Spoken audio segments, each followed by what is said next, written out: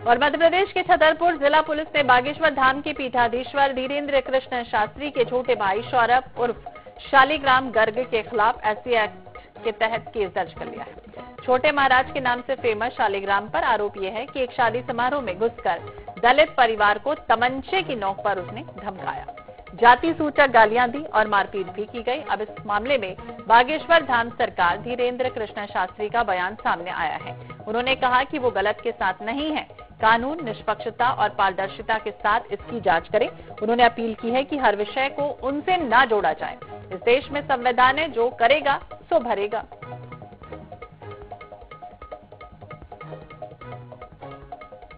Social media के द्वारा शालिग्राम जी का एक विषय हमारे संज्ञान में आया है।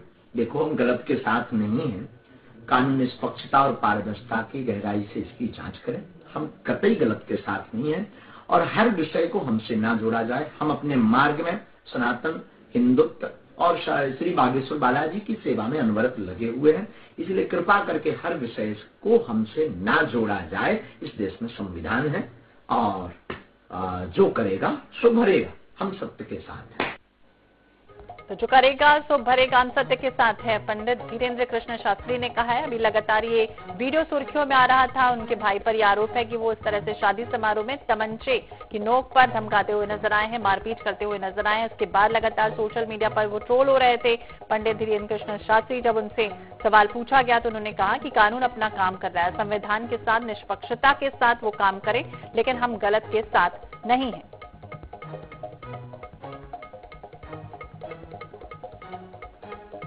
तो निष्पक्षता और पारदर्शिता के साथ कार्रवाई हो। बागेश्वर धाम सरकार पंडित धीरेन्द्र कृष्ण शास्त्री ने ये कहा है कि हर विषय को हमसे जोड़ा ना जाए। भाई पर एफआईआर के मामले में उन्होंने अपना बयान जो है वो स्पष्ट रूप से रख दिया।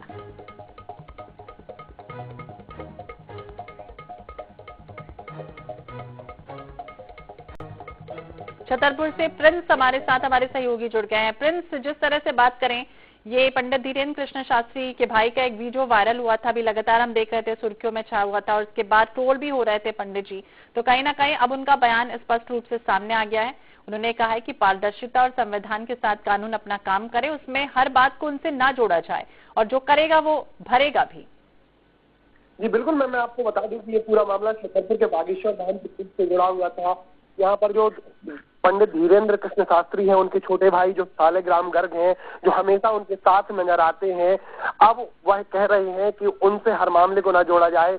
जबकि यह पूरा विवाद ही बागेश्वर धाम पीठ पे चल रहे जो कन्या विवाह का आयोजन होना था, वहां पर जो महाकुंभ चल रहा था, उसको लेकर जुड़ा हुआ था। क्योंकि ये जो जिस घटना का दिनांक का विवाद बताया जा रहा है, 11 तारीख का विवाद बताया जा रहा है, और जाकर शालिग्राम ने इसी के लिए मना किया था कि क्योंकि वहां पर धार्मिक आयोजन चल रहा था। वहीं दूसरी ओर बारात में राई नृत्य, जो बुंदेलखंड का प्रसिद्ध नृत्य है, उसके गाने बजाए जा रहे थे। इसको लेकर ही यह पूरा विवाद सामने आया था। लेकिन अब पूरे मामले में धीरेन्द्र कृष्ण शास्त्री ने सिरे से पल्ला झाड़ लिया है। उनका कहना है कि हर विवाद को उनसे न जोड़कर देखा जाए।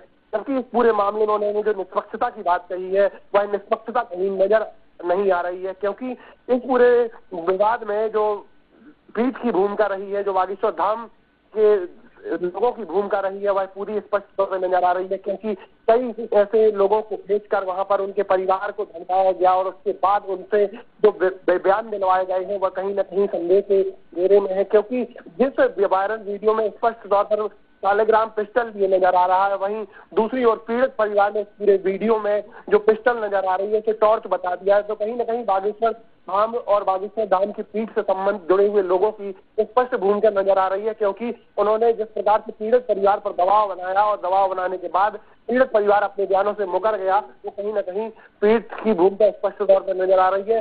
इस घटना के कई दिनों बाद जब धीरेन्द्र कृष्ण शास्त्री ने अपने बयान जारी किए हैं, तो क्या कहीं ना कहीं उनको ट्रोल होता देख उन्होंने अपना बयान जारी किया है।